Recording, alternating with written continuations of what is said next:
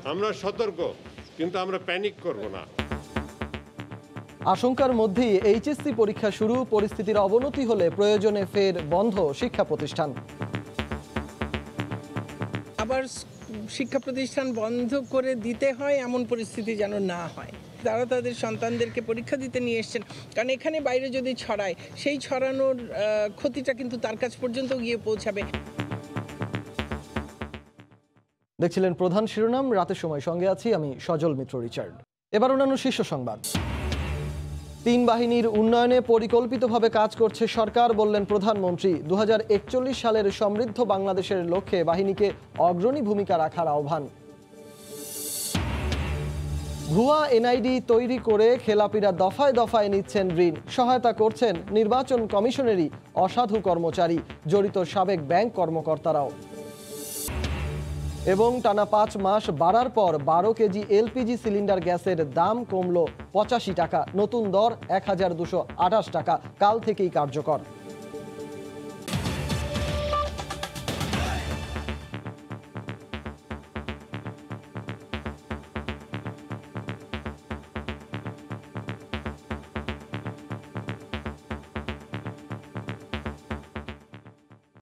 করোনার নতুন ভ্যারিয়েন্ট ওমিক্রনের আশঙ্কার মধ্যেই শুরু হলো এইচএসসি ও সমমানের পরীক্ষা। প্রথম দিনে কেন্দ্রের ভেতরে পরীক্ষার্থীরা স্বাস্থ্যবিধি মানলেও উদাসীন ছিলেন অভিভাবকরা। শিক্ষামন্ত্রী জানান, পরিস্থিতির অবনতি হলে প্রয়োজনে ফের শিক্ষা প্রতিষ্ঠান বন্ধ করা হবে। করোনা অতিমারির কারণে গত বছর হয়নি এইচএসসি ও সমমানের পরীক্ষা, আর নির্ধারিত সময়ের 8 মাস পর বৃহস্পতিবার শুরু হয়েছে চলতি বছরের এইচএসসি পরীক্ষা। সংক্ষিপ্ত সিলেবাসে 1 ঘন্টা 30 মিনিটের পরীক্ষায় বিজ্ঞান বিভাগের এমসিকিউ অংশে 25টির মধ্যে 12টি এবং লিখিত অংশে 8টির মধ্যে 2টি প্রশ্নের উত্তর দিতে হয়। আর মানবিক ও ব্যবসায় শিক্ষা শাখায় এমসিকিউ অংশে 30টির মধ্যে 15টি এবং 11টির মধ্যে 3টির উত্তর দিতে হয়। পরীক্ষা শেষে নতুন পরীক্ষা পদ্ধতি ও প্রশ্নের মান নিয়ে মিশ্র প্রতিক্রিয়া জানান পরীক্ষার্থীরা। প্রশ্নপত্র মোটামুটি সহজ ছিল বলা যায়, আর টাইম লিমিটটা একটু প্রথম দিন যেহেতু সমস্যা হয়েছে এমসিকিউতে, ওভারঅল পরীক্ষা খুবই ভালো ছিল। প্রশ্নের মান অনেক সুন্দর হয়েছে, আর পরীক্ষার সময়টাও যথেষ্ট ছিল। কেন্দ্রের ভিতরে পরীক্ষার্থীরা স্বাস্থ্যবিধি মানলেও বাইরে জটলা পাকিয়ে ভিড় করেন অভিভাবকরা। আমরা তো দূরে আছিলাম, এখন আসলাম আর কি। আমাদের ভিতরে আতঙ্ক কাজ করছে যে ও কিভাবে পরীক্ষা দিচ্ছে।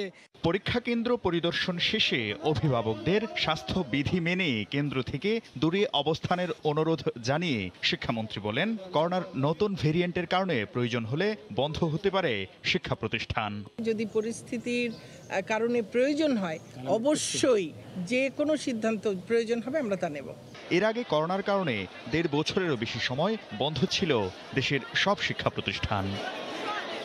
শাকির আহমেদ, সময় সংবাদ, ঢাকা। আজ আমাদের সঙ্গে স্টুডিওতে উপস্থিত আছেন আমাদের সহকর্মী আফজাল হোসেন। আমরা সরাসরি চলে যাব তার কাছে। আফজাল, আপনাকে আমাদের স্টুডিওতে স্বাগতম। ধন্যবাদ রিচার্ড। আফজাল, গতকালও এই বিষয়টা নিয়ে আপনার সাথে কথা হচ্ছিল, আমরা সেই গতকালের পরবর্তী সময়ের আপডেটটা আজকে আপনার কাছ থেকে নিতে চাই। প্রথম যে প্রশ্নটা করতে চাই সেটি হচ্ছে, বেগম জিয়ার শারীরিক অবস্থাটা কি, আর এই ইস্যুতে বিএনপির গতকালের পরে আসলে কি কি কর্মসূচি নতুন করে তারা দিয়েছে বা কি কি আসলে তাদের কর্মসূচিতে যোগ করেছে, সেই বিষয়টা যদি একটু বিস্তারিত আমাদের সামনে তুলে ধরতেন। বেগম খালেদা জিয়ার হাসপাতালে ভর্তি তৃতীয় দফায় আজকে 21 দিন। 21 দিনের পরে 16 দিনের মাথায় বিএনপির নেত্রীর চিকিৎসায় গঠিত মেডিকেল বোর্ড গত রোববার ব্রিফিং করেছেন। ব্রিফিং করে বলেছেন তার লিভার সিরোসিস ধরা পড়েছে, তাকে টিপস মেথড অ্যাপ্লাই করতে হবে, যেটি বাংলাদেশে সম্ভব নয়। দেশের বাইরে জার্মানি, যুক্তরাষ্ট্র, যুক্তরাজ্যে নিয়ে যেতে হবে, এমনটি তারা বলেছেন। এরপরে আমরা দেখেছি যে মঙ্গলবার বেগম জিয়ার শারীরিক অবস্থা নিয়ে আবারও কথা বলেছিলেন জনসভায় বিএনপির মহাসচিব। এরপরে আজকে বুধ এবং বৃহস্পতিবার, এই 2 দিনে বেগম জিয়ার শারীরিক অবস্থা কি, এর আপডেট কোনো তথ্য বিএনপি নেতারাও দেননি, আমরাও পাইনি, সেটি আমরা বলতে পারছি না। আর আজকে বিএনপির মহাসচিব, বিএনপি নেতারা যে অভিযোগগুলো করেছেন, যে দাবিগুলো জানিয়েছেন, সেটি যদি একটু দেখায়, বেগম জিয়ার চিকিৎসা ইস্যুতে বিএনপি আজকে কি বলেছে। মির্জা ফখরুল বলেছেন, কিছু হলে রেহাই দেবে না জনগণ, সরকারকে বাধ্য করা হবে আন্দোলনের মাধ্যমে বেগম জিয়াকে যেন বিদেশে চিকিৎসা দিতে বা দেওয়ার সুযোগ দিতে বাধ্য হয় সরকার, সেটি তারা বলেছেন। সরকারের স্বার্থে বেগম জিয়ার বিদেশে চিকিৎসার দরকার। মির্জা ফখরুল বলেছেন, আন্দোলনের মাধ্যমে মুক্ত করা হবে বেগম জিয়াকে। বিদেশে চিকিৎসা চেয়ে 23 নাগরিক বিবৃতি দিয়েছেন আজকে। আর মির্জা ফখরুল যেটি বলেছেন বারবারই যে আন্দোলনের মাধ্যমে মুক্ত করা হবে বেগম জিয়াকে, গত 25 নভেম্বর তাদের এই আন্দোলন কর্মসূচি শুরু হয়েছিল আর মাত্র 2টি কর্মসূচি তাদের হাতে রয়েছে। আগামীকালকে মুক্তিযোদ্ধা দলের একটি মানববন্ধন রয়েছে, এরপরে ছাত্র দলের বিক্ষোভ রয়েছে, তারপরে তাদের আর কোনো কর্মসূচি নেই। এরপরেই মির্জা ফখরুল এর আগেই জানিয়েছেন যা নতুন কোনো কর্মসূচি দেওয়া হবে, কিন্তু কি সেই কর্মসূচি? কারণ এর মধ্যে বিভাগীয় সমাবেশ করা হয়েছে, স্মারকলিপি দেওয়া হয়েছে, মানববন্ধন করা হয়েছে, সমাবেশ করা হয়েছে, সকল কর্মসূচি কিন্তু এর মধ্যে করে ফেলেছেন। এখন এর চেয়ে কঠোর কোনো কর্মসূচি আর হাতে রয়েছে কিনা, হরতাল বা বিভিন্ন কর্মসূচির কথাও হতে পারে, কিন্তু সেটি আমরা এখন পর্যন্ত নিশ্চিত নই। আর বিএনপি কিন্তু এখনও অপেক্ষা করছেন আইন মন্ত্রণালয়ের দিকে। কেন অপেক্ষা করছেন সেটা একটু দেখাই যে বিএনপির পক্ষ থেকে, বিএনপির বা বেগম জিয়ার পরিবারের পক্ষ থেকে আইন মন্ত্রণালয়ে 11ই নভেম্বর আবেদন করেছিলেন বেগম জিয়াকে চিকিৎসা নিতে যেন বিদেশে যাওয়ার সুযোগ দেওয়া হয়। এই আবেদনটি স্বরাষ্ট্র মন্ত্রণালয় ঘুরে আইন মন্ত্রণালয়ে এখন পড়ে আছে প্রায় 20 দিন ধরে ফাইলবন্দি। এই আবেদনের উপর আইন মন্ত্রণালয় আনুষ্ঠানিক মতামত দিলে তারপরেই আইনি যে পদক্ষেপের দিকে যাবেন, এটি কিন্তু তার আইনজীবীরা বলছেন, বেগম জিয়ার আইনজীবীরা এটিই বলছেন। আর 20 দিন ধরে ফাইলবন্দি এটি এর আগে কখনো হয়নি। এর আগেও যে বিএনপি বলছে যে 5 বার তারা সরকারের কাছে আবেদন জানিয়েছিলেন, কিন্তু সেই আবেদনগুলো খুব দ্রুত নিষ্পত্তি করা হয়েছে। এর আগের বার যখন আবেদন করা হয়েছিল 6 তারিখে, আমার মনে আছে 6 মে বেগম জিয়ার পরিবার আবেদন জানিয়েছিলেন সরকারের কাছে তাকে যেন বিদেশে চিকিৎসার সুযোগ দেওয়া হয়, কিন্তু সেই আবেদনটি এর 3 দিনের মাথায় 9 মে খারিজ করা হয়েছে। কিন্তু সবশেষ যে 11 নভেম্বরের আবেদন করেছেন সেই আবেদনটি কিন্তু এখনও পর্যন্ত সরকার আনুষ্ঠানিকভাবে নিষ্পত্তি করেনি। কিন্তু সভা সমাবেশ, সংসদ ভবন, সকল ক্ষেত্রেই কিন্তু আইনমন্ত্রী তার মতামত দিয়েছেন। সরকারের নির্বাহী বিভাগ থেকেও, উচ্চ পর্যায় থেকেও বলা হয়েছে যে আইনের বাইরে যাওয়ার সুযোগ নেই। আইনমন্ত্রীর বা আজকের এই বিএনপি চেয়ারপারসনের চিকিৎসা ইস্যুতে সরকারি দলীয় নেতারাও কথা বলেছেন। ওবায়দুল কাদের বলেছেন যে সরকার নয়, আইনি বড় বাধা বেগম জিয়ার বিদেশে চিকিৎসা নেওয়ার। আওয়ামী লীগের আরেকজন নেতা পরামর্শ দিয়েছেন যে রাষ্ট্রপতির কাছে বিএনপি নেত্রী যদি ক্ষমা চান তাহলে হয়তো পরে রাষ্ট্রপতি যদি ক্ষমা করেন তাহলে হয়তো বেগম জিয়ার চিকিৎসার জন্য বিদেশে যাওয়ার অনুমতি মিলতে পারে। এ নিয়ে একটি রিপোর্ট রয়েছে, আমরা রিপোর্টটি দেখব। বিএনপি চেয়ারপারসন বেগম জিয়ার মুক্তি ও বিদেশে চিকিৎসার বিষয়টিকে সরকারি দল আইনি বিষয় বলে আসলেও বিএনপি দাবি করে আসছে সরকার চাইলেই অনুমতি দেয়া সম্ভব। বিএনপি মহাসচিব বলেছে। এ বিষয়ে বিএনপি মহাসচিবের বক্তব্যের উত্তর দিলেন আওয়ামী লীগের সাধারণ সম্পাদক ওবায়দুল কাদের। বৃহস্পতিবার তার বাসভবনে ব্রিফিংয়ে ওবায়দুল কাদের বলেন, আইনের প্রতি আস্থা নেই বলেই বেগম জিয়াকে বিদেশে নেয়ার বিষয়ে সরকারকে বাধা মনে করছে বিএনপি। আইন আদালতের প্রতি আস্থা নেই বলেই বিএনপি নেতারা বলেন বেগম জিয়ার বিদেশে যাওয়া আইন কোনো বাধা নয়। এ বক্তব্যের মাধ্যমে প্রমাণিত হয়েছে বিএনপি আইন আদালতের কোনো তোয়াক্কা করে না। একই দিন সময় সংবাদকে আওয়ামী লীগের যুগ্ম সাধারণ সম্পাদক মাহবুবুল আলম হানিফ বলেন, বেগম জিয়ার চিকিৎসা ইস্যুতে রাজনীতি করছে বিএনপি। বেগম জিয়ার চিকিৎসা নিয়ে যে ধুমধুজাল সৃষ্টি হয়েছে, যে চিকিৎসা নিয়ে যে বিএনপি বলছে যে চিকিৎসা ক্ষেত্রে বাধা হিসেবে তারা দেখছেন, বেগম জিয়ার সর্বোচ্চ চিকিৎসা নেওয়ার ক্ষেত্রে বাধা হিসেবে যদি থাকে, সেই বাধাটা আসছে বিএনপির পক্ষ থেকে। মানুষের সহানুভূতি কাজে লাগিয়ে বিএনপি ফায়দা লুটার চেষ্টায় আছে বলেও মন্তব্য করেন আওয়ামী লীগের এই নেতা। কামরুজ্জামান মামুন, সময় সংবাদ, ঢাকা। রিচার্ড। আফজাল, আমরা এই প্রতিবেদনটি দেখলাম, আমাদের এক সহকর্মী কামরুজ্জামান মামুন এই প্রতিবেদনটি করেছেন। একটা বিষয় স্পষ্ট, আপনি একটু বিস্তারিত ব্যাখ্যা তুলে ধরবেন যে আসলে প্রতিপক্ষ হিসেবে সরকার দল এই বিএনপির এই ইস্যু নিয়ে কি জবাব দিয়েছে, আর পাশাপাশি বিএনপির যে আন্দোলন এই চিকিৎসা ইস্যুতে, সেটা নিয়ে কিছু প্রশ্ন অবশ্যই আছে। আমরা আপনার এই প্যাকেজটা অবশ্য খুঁজে পেয়েছি, সেটার বিস্তারিত যদি একটু তুলে ধরতেন। না, বেগম জিয়ার বিদেশে চিকিৎসা ইস্যু নিয়ে এখনো পর্যন্ত অনড় সরকারি দল বা সরকার। আর আজকে আওয়ামী লীগের 2জন নেতা কথা বলেছেন, মাহবুবুল আলম হানিফ কথা বলেছেন, আওয়ামী লীগের সাধারণ সম্পাদক কথা বলেছেন এবং তথ্য সম্প্রচার মন্ত্রী তারাও কথা বলেছেন। মোটা দাগে তারা যেটি বলার চেষ্টা করেছেন যে বিএনপি কেন সরকারের কাছে দাবি জানাচ্ছে, কারণ বিএনপি বরাবরই বলে আসছিল বর্তমান সরকার অবৈধ। তো অবৈধ সরকারের কাছে দাবি তারা কেন জানায়, এই প্রশ্নটি কিন্তু রেখেছেন আওয়ামী লীগের একজন নেতা। আদালতকে তোয়াক্কা করে না বিএনপি, মানে আইনি পথ খোলা থাকলেও আইনের দিকে না গিয়ে বা বিচার বিভাগকে প্রশ্নবিদ্ধ করে রাজনৈতিক একটি ফায়দা নেওয়ার চেষ্টা করছে, এমনটি বুঝতে চেয়েছেন।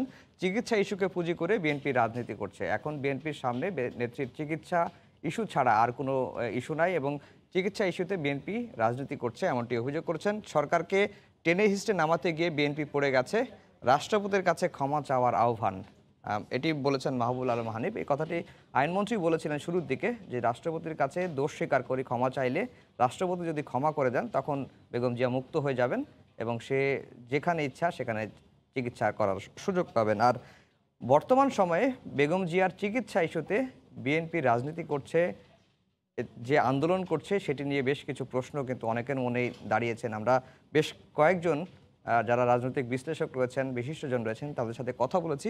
তারা মোটা দাগে বেশ কয়েকটি প্রশ্ন দাঁড় করিয়েছেন। একটি হচ্ছে আইনি প্রক্রিয়ায় সুরাহা না করে কেন রাজনৈতিক ইস্যু বানানো হলো বা বানানো হচ্ছে, এটি কিন্তু প্রশ্ন উঠেছে। বিদেশে চিকিৎসার দাবির আড়ালে কর্মীদের রাজপথমুখী করা, গত 12 বছর ধরে বিএনপি ক্ষমতার বাইরে। 12 বছর আগে যখন এই মামলা দুটি হয়েছিল, যেমন হচ্ছে জিয়া অরফানেজ চ্যারিটেবল ট্রাস্ট মামলাগুলো হয়েছিল, সেই সময় তারা বিভিন্নভাবে মামলাগুলোকে বিলম্বিত করেছেন। বিচারিক আদালতের এক একটা আদেশের বিরুদ্ধে বেশ কয়েকবার তারা চেষ্টা করেছেন হাইকোর্টে যাওয়া, মামলা স্থগিত করে রাখা। এখন বিএনপি নেত্রী যেহেতু অসুস্থ, সেই অসুস্থতাকে কেন্দ্র করে মানুষের একটি সহানুভূতি রয়েছে, সেই সহানুভূতিকে পুঁজি করে রাজপথ গরম করার চেষ্টা করছেন, সরকার পতনের হুমকি দিচ্ছেন। কেউ কেউ বলছেন যে ডিসেম্বর জানুয়ারির মধ্যে সরকার তারা পতন করে ফেলবেন। আর অতীতের আন্দোলনের ব্যর্থতা, যেটি আমি আগেও বললাম, অতীতে বিএনপি চেয়ারপারসনের যখন তিনি কারাগারে যাননি তার আগেও এই মামলাগুলোকে তারা রাজনৈতিকভাবে মোকাবেলার চেষ্টা করেছে, তাতেও ব্যর্থ হয়েছে, আইনিভাবে মোকাবেলা করতে ব্যর্থ হয়েছে। বেগম জিয়া যখন কারাগারে গেলেন এরপরেও রাজনৈতিকভাবে তারা আন্দোলনের মাধ্যমে মুক্ত করতে চেয়েছিলেন, কিন্তু সেটিও ব্যর্থ হয়েছেন, আইনিভাবে ব্যর্থ হয়েছেন।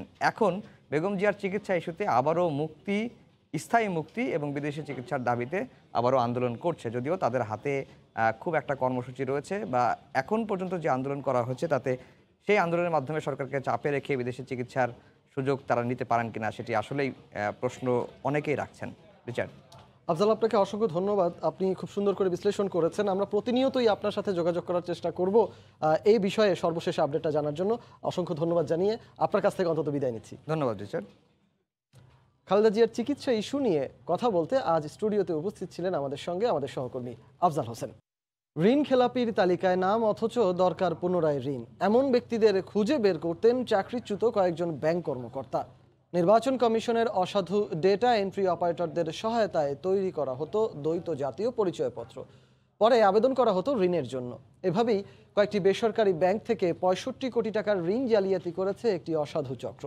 গোয়েন্দা পুলিশের অভিযোগপত্রে উঠে এসেছে এ তথ্য। বুলবুল রেজার রিপোর্ট। এক বছর তদন্ত শেষে 29শে সেপ্টেম্বর নির্বাচন কমিশনের 2 ডেটা এন্ট্রি অপারেটর সহ 13 জনের বিরুদ্ধে অভিযোগপত্র দেয় গোয়েন্দা পুলিশ। উঠে আসে ভুয়া তথ্য দিয়ে দ্বৈত জাতীয় পরিচয়পত্র তৈরির মাধ্যমে কিভাবে একটি চক্র ব্যাংক থেকে কোটি কোটি টাকার ঋণ নিয়েছিল। এনআইডি জালিয়াতির অভিযোগে গত বছরের সেপ্টেম্বরে 5 জনকে গ্রেফতার করে গোয়েন্দা পুলিশ। তাদের মধ্যে সিদ্ধার্থ শঙ্কর সূত্রধর ও আনোয়ারুল ইসলাম নির্বাচন কমিশনের ডেটা এন্ট্রি অপারেটর। বাকি 3 জন সুমন পারভেজ, মোহাম্মদ মজিদ ও আবদুল্লাহ আল মামুন ঋণ জালিয়াতিতে সহায়তাকারী। এই 3 জন একসময় ব্যাংকে চাকরি করতেন। খেলাপি তালিকায় নাম ওঠায় যারা নতুন করে ঋণ নিতে অযোগ্য এমন ব্যক্তিদের খুঁজে বের করতেন পারভেজ, মজিদ, মামুন। ভুয়া জাতীয় পরিচয়পত্র তৈরি করে দিতেন সিদ্ধার্থ ও আনোয়ারুল। পরবর্তীতে সেই পরিচয়পত্র দিয়ে পুনরায় তারা ঋণের জন্য আবেদন করেন। এই 5 জনের সহায়তায় সিআইবি রিপোর্ট নেগেটিভ হওয়া 8 ঋণগ্রহীতা কয়েকটি বেসরকারি ব্যাংক থেকে 65 কোটি টাকা ঋণ নিয়েছেন। পরবর্তীতে ব্যাংক থেকে যখন সার্চ করা হতো তাদের এনআইডি সম্পর্কে সেটা সঠিক পাওয়া যেত।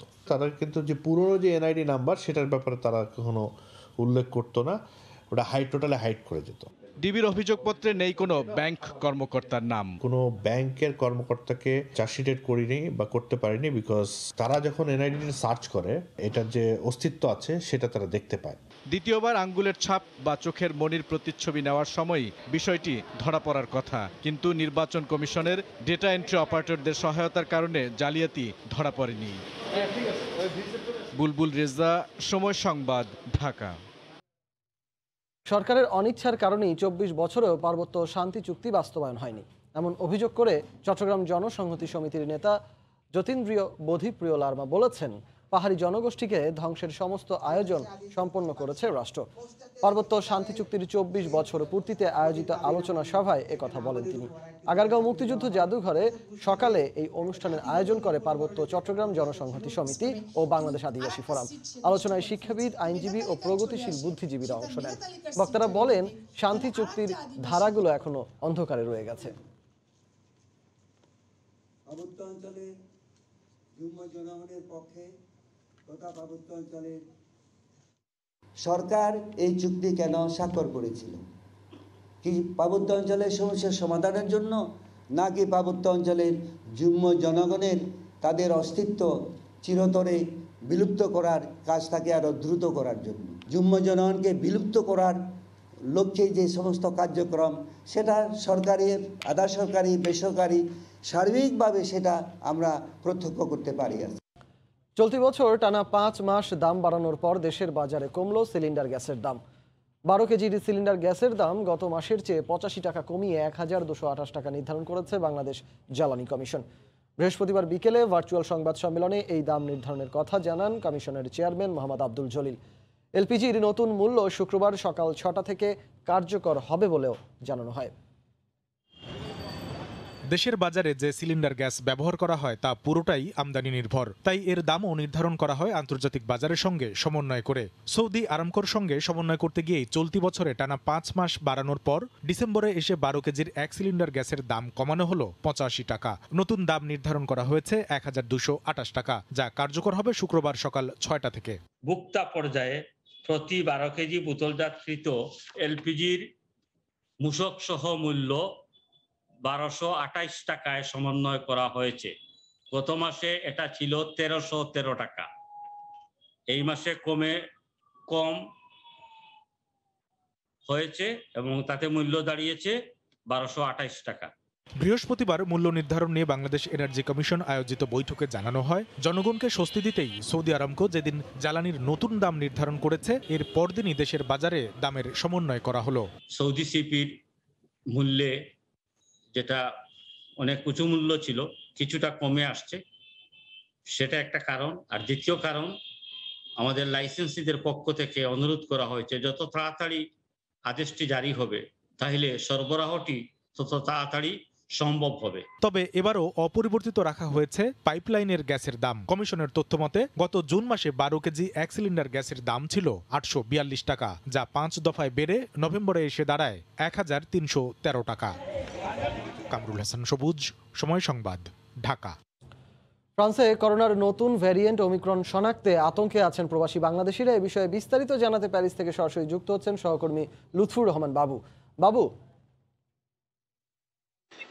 রিচার্ড, ফ্রান্সের মেট্রোপলিটন জোনে এখন পর্যন্ত 2 জনের শরীরে করোনা ভাইরাসের নতুন যে ভেরিয়েন্ট ওমিক্রন শনাক্ত হয়েছে এবং ফ্রান্সে এখন পর্যন্ত আমরা সরকারের মুখপাত্র থেকে যেটি জানতে পেরেছি যে 13 জনের শরীরে করোনা ভাইরাসের নতুন ভেরিয়েন্ট ওমিক্রন শনাক্ত হয়েছে। তবে এই সংখ্যা আসলে আরো বাড়ার সম্ভাবনা রয়েছে, এমনটাই আমরা জানতে পেরেছি।